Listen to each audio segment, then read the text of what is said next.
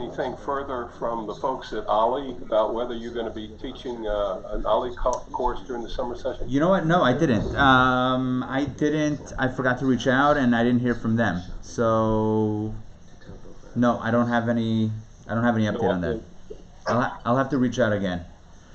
Okay. All right. Well, welcome to the Daily Power Parsha. This is our Friday edition. The goal of the Daily Power Parsha is to explore themes in the Torah portion that are related to that day of study. Today we're going to focus actually on the 7th reading, which is connected with tomorrow. But hey, that's how we roll. But first, let's say hi to everybody formally. Donna, hi. Sandrine, hi. Stan, hi. And Stephanie, hi. It's great to see you all. So I'm going to share my screen in a moment. I was so excited yesterday to have the opportunity to study Rashi with you, especially according to the Rebbe's understanding of Rashi, that I wanted to do it again today. So I hope you'll enjoy it. I'm going to share with you the Torah reading right about now. There we go. Okay, that should pop up. We're going to focus on the 6th reading. I'm going to tell you what it's about because that's today's reading, but then we're going to jump into what tomorrow's reading is about, because that's the main focus that I want to share with you. Because in this reading, it kind of continues the theme of explaining what each tribal leader brought on during the first 12 days of the month of Nisan to inaugurate the tabernacle. So we have the tribe of Gad and its leader Eliasaph, the son of Deuel. He brings the offering on day 6. Day 7 is the tribe of Ephraim, and it's Elishama, the son of Amihud. The next day is Menashe's tribe, and Gamliel, the son of Pedotzer. He's the one who's the tribal leader. The 9th day, Benjamin, and we have Abidan, the son of Gidoni. The 10th day, we have Dan, tribe of Dan, Achiezer, the son of Amishadai. And then we have the 11th day, which is Asher, the tribe of Asher, and it's Pagiel, the son of Achran. He's the one who brings it on day 11. And finally, on day number 12, we have the last but not least, we have the last tribal leader bring the offering on behalf of his tribe, and it's the tribe of Naphtali, and Achira, the son of Einan. Achira, the son of Einan, he is the one who brings it on that day. And that is how the reading ends. So we had the first, let's see, this is 6 through 12. So we had days 1 through 5, yesterday's reading, days 6 through 12 in today's reading. But again, it was the identical offering, the same silver bowl, the same sprinkling basin, the same spoon, the same animals for the offering, and the flour and the oil, the same stuff, but of course, a different energy, a different tribe, a different tribal leader. But I think as far as our discussion, we covered a lot of that. What I want to do right now, like I said before, is jump to the 7th reading. Let's begin. 7th reading, I'm going to read right here, Numbers chapter 7, verse 84. Take a look at this verse. This is going to be a very compelling verse, and we're going to jump into it. This was the dedication offering of the altar, presented by the chieftains, by the tribal leaders, on the day, listen to this, on the day it was anointed. Day singular, it was anointed. How much was given? How much was dedicated? There were 12 silver bowls, 12 silver basins, 12 gold spoons, etc. 12 gold spoons filled with incense, 12 bulls, 12 rams, 12 lambs. You see what's going on here? Basically, essentially, the Torah is giving the sum total of all of the offerings that were brought in the first 12 days, right? Each day, one tribe brought one bowl. Perfect. So after all 12 days, you have 12 silver bowls, 12 silver basins, 12 gold spoons. So the Torah is giving here the sum total of the donations of the tribal leaders during those 12 days. The problem with that simple understanding is that the Torah uses the word day singular. The Torah says this is what was dedicated to the altar on the day it was anointed. On the day it was anointed. It doesn't say during the 12 days of anointment or during the 12 days of inauguration. It says this is what was brought on the day it was anointed. So what's going on? I want to see if Rashi comments. No, not Rashi. What I'm going to tell you is, something that the Midrash offers. The Midrash says, I'm going to toggle Rashi off for a second. The Midrash, we'll get to another Rashi soon. The Midrash says that although each tribe gave on their allotted day, and maybe you might be the sixth tribe, and maybe your offering was brought on day number 6, kind of right in the middle. Nonetheless, the Torah considers it right here as if each and every tribe brought that offering on day 1, and as if each tribe brought their offering on day number 12. In other words, we know that when it comes to a project, there's a lot of energy in the beginning, and the ones that start off a project, they get a lot of honor, and they get a lot of glory, right? It's not easy to start a project. When you start a project, there's it's a very special thing to start that off. So every tribe, even day 6 tribe, day 7 tribe, it was considered as if they had done it on day 1. Because remember, each tribe and each tribal leader wanted to bring it on day 1, but they were staggered out, and so therefore they had their allocated day. But each one is considered to have brought and started it off, even if practically it didn't work out that way. At the same time, the Midrash says that each tribe is considered as though they brought it on day number 12 as well. What's the advantage of each one being given that consideration as though they brought it on day 12? So when it comes to projects, here's the interesting thing. When it comes to projects, not only is the beginning important, but the end is important, because the end means it's done, the project is finished, and now you can enjoy whatever that was.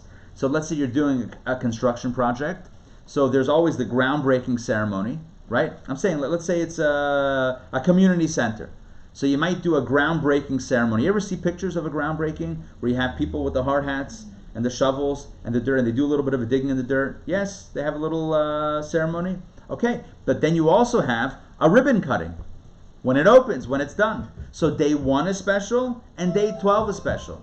And what the Torah is telling us is that all of the tribes, no matter which order they were in, no matter which day they brought, they were all considered to have been the ones to do the groundbreaking and the ribbon cutting. They are given the honor or the consideration as though they have both elements, both the groundbreaking and the ribbon cutting. Okay, so that's that. So what's the message for us? What's the practical takeaway? Practical takeaway is that sometimes in life, So no chicken soup? Huh? sometimes in life, the way it works is that you can't, we have good intentions, and maybe for some reason it doesn't. One second. Shabbat Shalom, Alex. Shabbat Shalom. Great to see you. Sometimes in life we make plans, and we have big ambitions and big ideas, and you know what? Maybe it doesn't work out as perfectly as we had intended. But what we see here is something that the Talmud teaches us. Machshava tova, HaKadosh Baruch Hu mitzaref lo l'maisa. That when we have a good thought, when we have a good intention, even if we're not able to execute it due to circumstances beyond our control, like for example in this case, all of the tribes would have loved to be the first or the ones to finish it off, but you know what? You have 12, and there's got to be an order somehow, and you may end up number 6 or number 5 or number 8.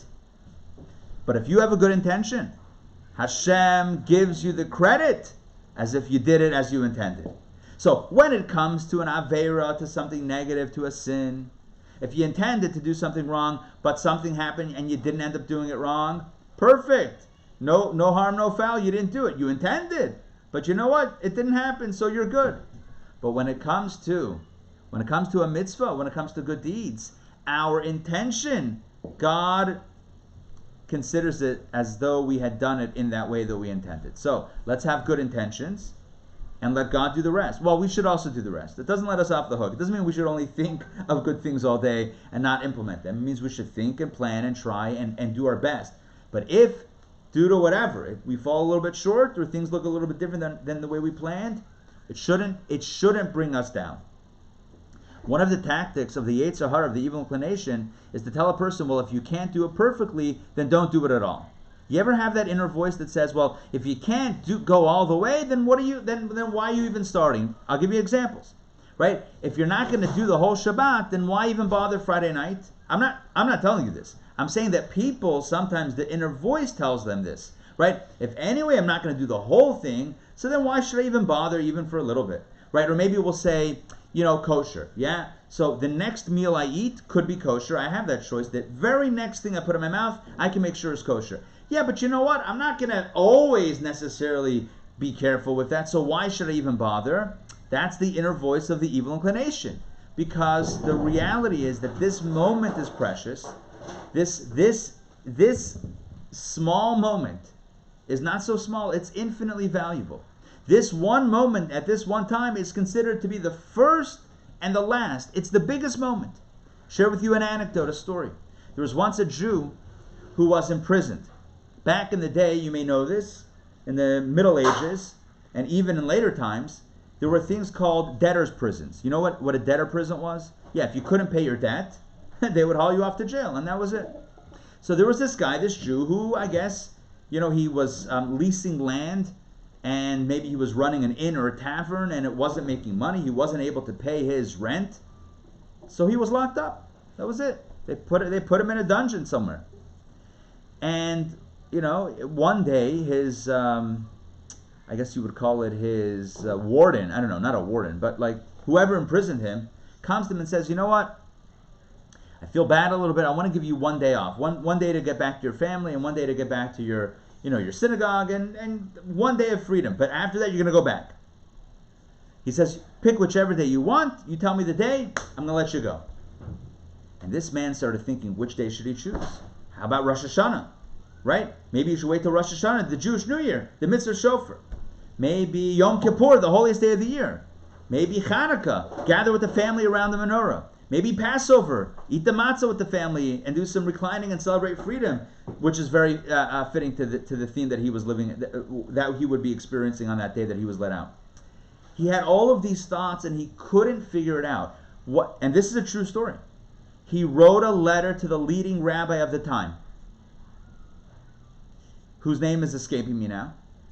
And the way we know this, by the way, is because the rabbi, this great halachist, this great Jewish legal authority, wrote a book about questions that he was asked and the answers that he gave about Jewish law. And this is one of them. A fellow asks me, I'm allowed to go out one day. Which day should I choose? And I told him, so what's the answer? The rabbi said, the very next day. The very next day. Number one, I think from a pragmatic level, right, the cynic in me says, you never know if somebody changes their mind. But on a practical level, what the rabbi was teaching this individual is, no one day is holier than another day. Yes, you heard it here first. Not even Rosh Hashanah, not even Yom Kippur, not even Hanukkah, not even Passover. Every day is holy. Every day has its own thing. So sometimes in our heads we say, if I'm not the first, then I missed it, forget it. If I'm not the last, right? If I'm not part of, the push, if I'm not the one to finish it, just in the middle somewhere, just a normal middle day, that seems so boring. The Torah says, not so boring. And if you invest in that day, God considers it as valuable as though it was day 1 or day 12. And that's why the Torah says here, all 12 spoons and bowls and basins were dedicated on the day of anointing, whether it's the first day or the last day, but it all has that energy. Never discount the small stuff. It's not so small. It's not as small as we think. Remember this truth. It's the Yetzer Hara, it's the evil inclination that tries to convince us that it's small, because that furthers its agenda. Its agenda is to stall action, positive action. How do you stall positive action? By telling you, doesn't matter anyway. It's not so important. You missed your chance. What, you think it makes a big deal anyway? Who do you think you are? I'm giving you all sorts of inner dialogues, right, that come at us the whole day. And this is it. This is all coming from the evil inclination of the Yetzer Hara. By the way, the evil inclination doesn't dislike you. It just has a job. That's it. By the way, Kabbalah teaches that the Yetzer Hara doesn't want you to listen, in truth. But it has to do its job. God creates it to provide the challenge. So it has to give you and I a real challenge. But when we listen to it, it says, oh my God, you fell for it? Are you kidding me? Are you kidding me? Even the Yetzer Hara doesn't want us to actually listen. But what can it do? That's its job. Okay. Fine, so that's this verse. I want to share with you, I want to go to the last verse, or 2 verses of the reading, of the Torah portion, really. Oh, hold on, I see the chat lighting up. Let's see what's going on in the chat. Yes. Good.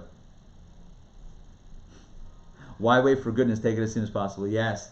And the inner, right, don't wait. Chapar, as I say in Yiddish. Chaparain, which means just grab it. Grab the opportunity. Don't let it go. And of course, even if we're not going to finish it, or maybe we didn't start it, do whatever you can. Doesn't matter what's going to happen next. Live in the moment. Be present. So many opportunities are lost because we're overthinking. Right? Analysis that leads to paralysis. Don't overthink. Just do. That's what Nike once said. And they were right. Just do it. But I like to say, just Jew it. But that's something else. Okay. Now, the Torah continues in chapter 7, final reading here, to tally up the total of the dedication. And it says the weight of each bowl was 130 shekels. And then the total weight was 2,400 shekels. It just does the math, right? If you count up all of the bowls, silver bowls, that were this and that number of shekels, so the total amount of silver that was donated was this amount of shekels. It just gives you the sum total. It's a very short reading. And after the sum total, right, it's done. Now, okay, we've totaled it up. Each one gave, and now we have the total. Final verse. Not the final 2 verses, I was wrong. The final verse. Look at this, verse 89. By the way, this is a long chapter in Torah. Most chapters in Torah don't go for 89 verses. They go 20, 30, 40 verses. This happens to be very long because you have this narrative, each day, with the whole repetition, with the full suite of offerings. That's why it's a very bulky chapter. Final verse, which seems to go in a different direction, but it's so beautiful. Here we go. When Moses would come, and this is a general statement, when Moses would come into the tent of meeting to speak to him, that means the innermost part of the tabernacle, to speak with God, Moses would hear the voice of God speaking to him from the 2 cherubim, the 2 kruvim, the 2 angelic figures, above the covering which was over the Ark of Testimony. And he spoke to him. This is completely out of left field, almost, right? We were talking about the tribal donations, the inauguration donations by the tribal leaders, and now we have a general message about how God communicated with Moses. FYI, in case you're wondering how that went down, like, where was Moses when God spoke to him? Verse 89, chapter 7 of Numbers, save that reference, because this is it. Moses would come into the tent of meeting. That's the tabernacle, but the innermost part of the tabernacle. And he would hear God's voice speaking to him from the 2 angelic figures above the covering of the ark. And he spoke to him. Okay, it's beautiful. Let's see Rashi. I'm going to toggle Rashi on here. Let's do this. A lot of Rashi. Okay, you can see this is verse 89 at the top, and we have a lot of Rashi. Let's do this.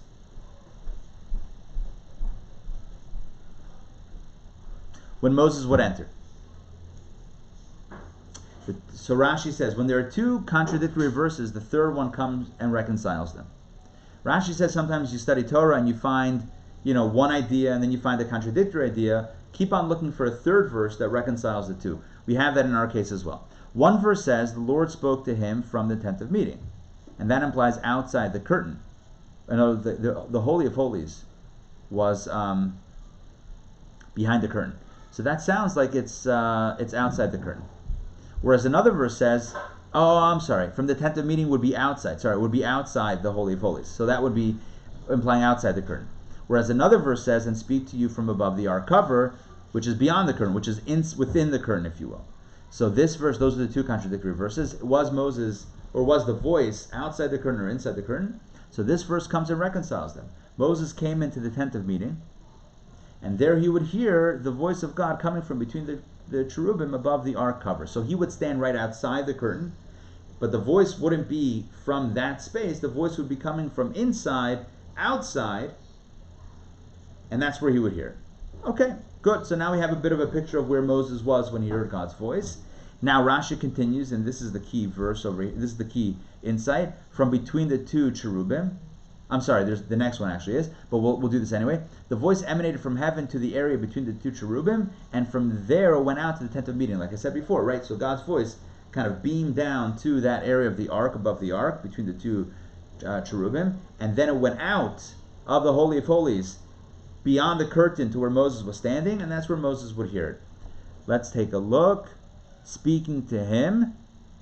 The word medaber is similar to mistaber, the reflexive voice literally speaking to itself. It is out of reverence for the Most High to express it this way. The voice would speak to itself and Moses would listen to it. So it's not like, it's kind of like God was self-communicating and Moses was sort of kind of, hey, eavesdropping. Come on in, it's right over here. Shabbat Shalom. Okay, so that is that Rashi's commentary. The next one says, and he would speak to him, thus excluding Aaron from the divine statements. God would speak to him, that means to him only and not to Aaron. God typically communicated with Moses and not to Aaron, and Moses would pass along the information to Aaron. Final Rashi's comment, and this is the one that I want to focus on for a moment. He would hear the voice. Okay, Rashi says, I might think it was in an undertone. Maybe it was God was like speaking softly. Therefore, Scripture teaches us the voice. He would hear the voice. What's the voice? The very voice which spoke with him at Mount Sinai, which was loud and clear. So it wasn't just God's soft inside voice. You ever hear that where teachers tell kids, use your inside voice? Like, use your inside voice. Some teachers used to say that to us back in the day. I never understood what inside voice was. I thought it meant like your inner voice. But it turns out it meant your indoor voice and not your outdoor playground voice. So you might think God uses inside voice. Nope. It says the voice. God spoke to him, and Moses would hear the voice. Why the voice? The same voice. That's what it means. Hakol, the same voice. The same outside voice, the Sinai voice that was booming. 2 million people could hear God's voice. It blew their souls out of their bodies. That was the voice that Moses heard. The same voice. But when the voice reached the entrance, in other words, right beyond the curtain, it stopped and did not proceed outside the tent. Boom.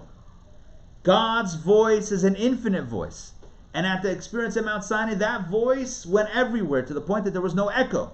The Torah says there was no echo. There was no baskol, which means a reverberation. There was no reverberation. Reverberation means that the sound waves hit and bounce, which means it didn't penetrate. When sound waves penetrate, there's no echo. God's voice at Sinai went everywhere and permeated everything. There was no echo. God's infinite voice. That same infinite voice boomed to Moses, but only Moses heard it. Beyond Moses, it stopped. So you would think that God gave Moses a little voice. Nope. God's voice is fully strong. It's only outside of that space that God's voice isn't. This becomes an incredibly powerful lesson in life. And that is, inside the tent of meeting, which is near the ark, which houses the 10 Commandments, which is the core of Torah. Inside the space of Torah, inside the holy spaces, God's voice is loud and clear. But step outside, and you don't hear a thing. God's full voice is inside the Torah. So when you're studying Torah, it's so clear. But step outside the arena of Torah. Walk down Wall Street, Madison Avenue, Fifth Avenue. I don't know why I'm stuck in New York. Rodeo Drive, anywhere else. I don't hear any voice. That's where we come in. God intentionally stops the voice. And our job is to carry the voice outside. We're meant to go into the tent of meeting, to hear that. You and I are like Moses. We go into the tent of meeting, right? The euphemistic tent of meeting. We go into the space of Torah, and we study, and we hear the voice with loud and clear. Our job is then to go outside the tent of meeting and spread the light. That is our job. Our job is to be inspired within and to be a source of inspiration outside, without. So that is the message. It's also, one might ask, why? So why does God do this? So why doesn't God just make His voice be apparent everywhere? Why limit it to a space, and then you have to go in and then go out, and then why not God do it Himself? And the answer is simply that God. God doesn't want to do all the work. That's our job.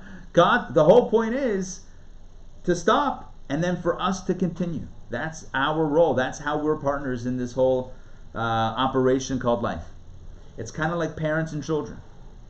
If parents keep on doing for their kids and never stop, never let the child do something on their own, the child is always going to be somewhat stuck in that place of dependency.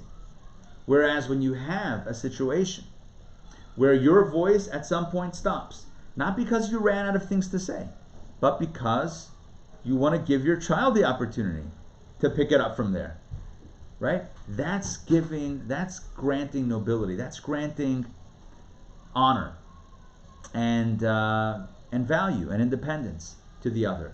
The same is true with teaching, educating, mentoring, guiding, leading, right? The purpose of leadership is not to keep on holding someone's hand. The purpose of leadership is to give the inspiration, and then that the voice should stop, and now add your voice. Now it's take that and carry it with you. That's the way the world is meant to run. And this is a powerful lesson. God's voice, of course God could have boomed his voice everywhere for all to hear, but then what would be the point? There wouldn't be much of an accomplishment there. What's the accomplishment? God creates a finite area in which the voice is reverberating or resounding or present. We're meant to go in and we're meant to take it out. Does that make sense? Yes? All right. Good. Excellent. So any questions, comments, corrections? What do y'all got? Feel free to unmute.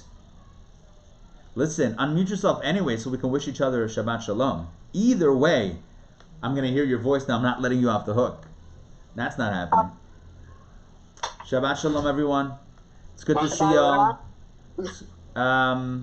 Good. Oh, I usually recap, so let me do a quick recap. So in recap, I want to share with you the things that are sticking with me that I'm going to try to carry forward in my own life. Number one, never discount the moment. Even if it doesn't seem like the most glorious moment, it is the most glorious moment. This moment that you have right now is the greatest moment that ever existed. You know why? Because it's the moment that you have. That's point number one. And point number two is, we are all carriers of the voice. Go in, get inspired, and bring that voice back out for the benefit of the world. Because God's voice on its own, intentionally, is not going everywhere. Our job is to be that light. To be that light for others and for the world. Okay. Shabbat Shalom, everyone. Shabbat Shalom. Be well. Thank you. Shabbat Shalom. Good Shabbos. It's great, right? It's great. We say Shabbat Shalom, Good Shabbos. However, right? It all means the same thing. Don't forget, if you are picking up a Shabbat kit, just let me know when you're coming by so we can have it fresh and ready for you. I mean, it's all fresh, but that we can have it like ready to go. And yeah, a few people picked it up during the class. You may have noticed that I turned and said, yeah. Hi to some I'm folks. sending my son. He will come this afternoon. I'll let you know. Oh, good, fantastic. Good. And thank you to Leah Yes. as well. Leia's listening. When is the Shabbat kit? The Shabbat kit. Oh, Shabbat kit. We got to get you with the Shabbat kit. Shabbat kit has fresh chicken soup. It has fresh my potato kugel. It has 2 challahs that Leah baked just now, and it has 2 Shabbat candles. And am I missing something? Oh, and a bottle of grape juice. Oh my gosh! Are you guys familiar with the Bartenura Moscato d'Asti, the blue bottle of Moscato, kosher? Yes. They just released a new product. It is magnificent. Can you guys give me a second? I have to show this to you. Yeah? Give me a second. Rabbi Ari. Yes, Rabbi Stephanie. Ari. Yes. We pick it up today, not next week. It's today. Today, yes. Yes. Today. Okay. Today, yes. Today is absolutely the pickup. Yes. Okay, thanks. I mean, we may do it again next week. I don't know. No guarantees. But no, it's absolutely today. No, for sure. Give me one second. I'm coming back with something that's going to blow your mind. Hold on.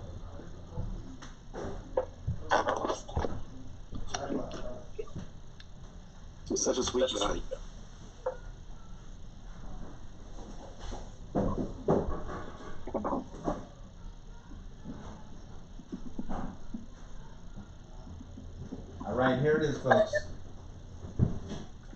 Here it is. For the first time ever. This was just released. I'm talking about like a week or two ago. I tracked You ate this lunch? down in Atlanta somewhere. Curbside pickup. Are you ready? This is Moscato, Bartenura kosher Moscato in a can. This nothing says summer like wine in a can. I have no idea how it's going to taste, but I'll tell you this: I'm about to find out at some point over this Shabbat. It's going to happen, my friends. This is going to happen. Moscato in a can. Nothing says, I don't know, like it's kind of like a beer, but it's not. It's Moscato. Yeah, let me know how it tastes. Oh, cool. It gives you a cup and a half. Everything in a can now. Cocktail in a can. Everything. Wine No, in a can. apparently wine in a can is now a thing. How do I know this? Really? Yeah, I just happened to see on social media that Bartenura was advertising. They just released these cans, and that they're at Total Wine or something. You ever hear that shop, Total Wine? No, it's like a wine place. So I called up local Total Wine. They had them. I'm like, let me try this out. Like, what could go wrong? I'll let you know. It shouldn't, but I'll let you know. Anyway, I'm putting in grape juice into the kits. Just saying, I was flirting with the idea of maybe substituting one of these guys in a lucky kit or two, but I don't know. No promises. We'll have to negotiate once you get here if you're picking up. I sent you some customers, like Paya and Heidi. Did they order? No, not that I saw. It could be that people were thinking that it's for next week, because maybe it wasn't, like Stephanie asked, because maybe it was a quick turnaround. But listen. So where is the order form? What am I missing? Who knows? Who It knows? was an email. We play things fast and loose over here. Yeah, no. We sent out an email yesterday. Not a lot of warning. We go, things are quick. We don't fool around. By the way, I have some extras. I guess so. We're not all spoken for. So we have. So if you didn't get in and you want in, text me. Let me know. Text me, email me, call me. I would love it, If you but want one, Karen, because I'm so far away. So I would love it, but You're I'm far not- away. What do you mean you're far? Where are you? You're Midtown. I have to walk. I've got to get up. We can make it happen. I'm sure we can make it happen if you want a kid. Okay. Well, whatever. Maybe I'll take the walk. I just need to finish my work first. Yeah. So. Listen, we can make it happen. It's not like it's a. How far is the drive from here? 5 minutes? 7 minutes? 10, 15, but that's okay. Let me see if I can finish my work. All right. Can get over. Let's talk offline and we'll figure this out. Let's make a Okay. plan. Okay? Good. All right. Good to see everyone. Shabbat shalom, and we'll see you next Shabbat week. shalom. We'll see you next week. A lot of fun stuff coming up. All right. Later.